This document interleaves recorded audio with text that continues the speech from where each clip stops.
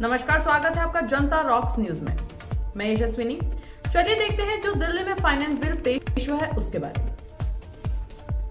हाल ही में दिल्ली में संसद के बजट सत्र के दौरान वित्त मंत्री निर्मला सीतारमण ने फाइनेंस बिल 2025 पेश किया है। यह विधेयक भारत की आर्थिक नीतियों और कर प्रणाली में बदलाव लाने के लिए लाया गया है।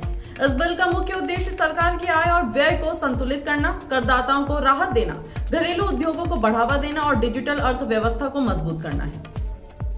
इस विधेयक के तहत कई बड़े फैसले लिए गए हैं, जिनमें ऑनलाइन विज्ञापन पर 6%, डिजिटल टैक्स, गूगल टैक्स को हटाना, घरेलू उत्पादों को सस्ता करने के लिए कच्चे माल पर ड्यूटी कम करना और सरकारी योजनाओं के लिए बजट बढ़ाना शामिल है। तो अब जानते हैं फाइनेंस बिल क्या होता है। फाइनेंस बिल एक महत्वपूर्ण विधेयक होता है जिसे सरकार बजट के साथ पेश करती है। इसमें कर, टैक्स, सरकारी खर्च, वित्तीय नीतियों और अन्य आर्थिक सुधारों से जुड़े प्रावधान होते हैं। यह बिल संसद में पारित होने के बाद कानून का रूप लेता है और फिर यह लागू होता है। अब जानते हैं फाइनेंस बिल के महत्वपूर्ण पहलू क्या हैं। पहला, कर प्रस्ताव यानी कि टैक्स प्रपोजल्स। इसमें income tax, GST, custom duty और अन्य टैक्स से जुड़े बदलाव शामिल होते हैं। दूसरा, राजकोषीय नीति यानी कि फिस्कल पॉलिसी। यह देश के आर्थिक विकास, घाटे और सरकारी खर्च को नियंत्रित करने में मदद करता है। तीसरा, वित्तीय प्रशासन यानी कि फाइनेंशियल एडमिनिस्ट्रेशन। सरकार की आय मतलब रेवेन्यू और व्यय मतलब एक्सपेंडिचर का प्रबंधन किया जाता है। चौथा, नए कर सुधार यानी कि टैक्स रिफॉर्म्स। इसमें टैक्स छूट, नई कर दरें और टैक्स अनुपालन से जुड़े बदलाव हो सकते हैं। फाइनेंस बिल को पास करने की प्रक्रिया क्या होती है। लोकसभा में पेश किया जाता है, बजट के साथ वित्त मंत्री इसे पेश करते हैं। लोकसभा में बहस और मतदान किया जाता है, बहस के बाद इसे पास किया जाता है। राज्यसभा में पेश किया जाता है, राज्यसभा में इसे पास करने की प्रक्रिया होती है, फिर राष्ट्रपति की मंजूरी मिलती है। दोनों सदनों से पास होने के बाद राष्ट्रपति की मंजूरी के बाद यह कानून बन जाता है।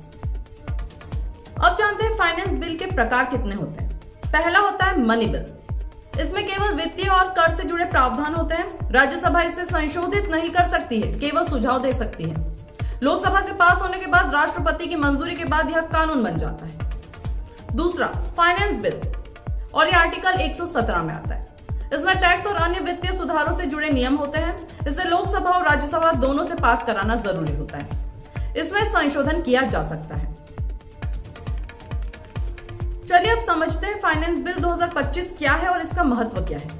फाइनेंस बिल 2025 भारत सरकार द्वारा पेश किया गया एक महत्वपूर्ण विधेयक है, जिसमें कर संबंधी प्रावधान और आर्थिक नीतियों में बदलाव किए गए हैं। इसे केंद्रीय बजट 2025-26 के हिस्से के रूप में संसद में पेश किया गया था। इस बिल का मुख्य उद्देश्य कर ढांचे को सुधारना, निवेश को बढ़ावा देना और देश की आर्थिक वृद्धि को मजबूत करना है।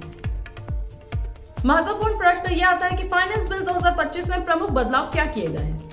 तो ऑनलाइन विज्ञापन पर 6% डिजिटल टैक्स खत्म किया गया है। पहले इसे गूगल टैक्स के नाम से जाना जाता था। डिजिटल विज्ञापन देने वाले व्यवसायों को इससे बड़ी राहत मिली है।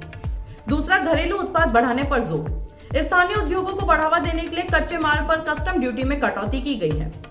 तीसरा, करदाताओं के लिए सम्मान। सरकार ने सच्चे टैक्स पेयर को सम्मान देने की बात कही है, जिससे ईमानदार करदाताओं को राहत मिल सकती है। चौथा, राजकोषीय घाटे में कमी का अनुमान। वित्त वर्ष 2025-26 में 4.4% राजकोषीय घाटे का लक्ष्य रखा गया है, जो सरकार के वित्तीय अनुशासन को दर्शाता है। अब बात करते हैं फाइनेंस बिल लोकसभा से पारित होने के बाद अगला कदम क्या होगा। अब यह बिल राज्यसभा में पेश किया जाएगा, जहां इस पर चर्चा होगी। अगर राज्यसभा से मंजूरी मिल जाती है तो इसे राष्ट्रपति के हस्ताक्षर के बाद कानून का रूप दिया जाएगा। अब जानते हैं ऑनलाइन विज्ञापन कर हटाने से किसे फायदा होगा। तो digital platforms Google, Facebook, YouTube आदि को वित्तीय राहत मिलेगी। स्टार्टअप्स और छोटे व्यवसायों को ऑनलाइन मार्केटिंग कम खर्चीली होगी। डिजिटल विज्ञापन में वृद्धि हो सकती है, जिससे मीडिया और कंटेंट क्रिएटर्स को फायदा होगा। अब देखते हैं केंद्रीय बजट 2025-26 में कुल कितना व्यय प्रस्तावित है। कुल 50.65 लाख करोड़ रुपए का व्यय प्रस्तावित किया गया है, जो पिछले वित्त वर्ष से 7.4% अधिक है। और वहीं अब हम ये देखते हैं कि केंद्र सरकार की योजनाओं के लिए कितना बजट आवंटित किया गया है। तो केंद्र सरकार समर्थित योजनाओं के लिए 5,41,850.21 करोड़ रुपए का आवंटन किया गया है। पिछले वर्ष की तुलना में यह राशि 4,15,356.25 करोड़ रुपए से अधिक है। अब बात आती है फाइनेंस बिल 2025 भारतीय अर्थव्यवस्था के लिए क्यों महत्वपूर्ण है। क्योंकि विकसित भारत के लक्ष्य को प्राप्त करने में सहायक होगा। पीएम मोदी के विजन के अनुरूप आर्थिक सुधार किए गए हैं और वहीं कर प्रणाली में सुधार, करदाताओं को राहत देने के लिए टैक्स स्ट्रक्चर में बदलाव किए हैं। फिर डिजिटल इंडिया को बढ़ावा, ऑनलाइन विज्ञापन टैक्स हटाने से डिजिटल कारोबार को मजबूती मिलेगी। निवेश बढ़ाने के लिए अनुकूल माहौल होगा, अंतर्राष्ट्रीय निवेशकों को भारत में व्यापार करने के लिए बेहतर सुविधाएं मिलेंगी। तो ऐसा है हमारी दिल्ली का फाइनेंस बिल 2025। तो इसका निष्कर्ष क्या निकलता है? तो फाइनेंस बिल 2025 भारतीय अर्थव्यवस्था में महत्वपूर्ण बदलाव ला सकता है, क्योंकि डिजिटल टैक्स को हटाने से ऑनलाइन बिजनेस को बढ़ावा मिलेगा, जबकि घरेलू उद्योगों को समर्थन देकर आत्मनिर्भर भारत की दिशा में एक और कदम बढ़ाया गया है। अगर यह राज्यसभा से पारित हो जाता है तो अगले वित्त वर्ष में यह नीतियां लागू हो जाएंगी।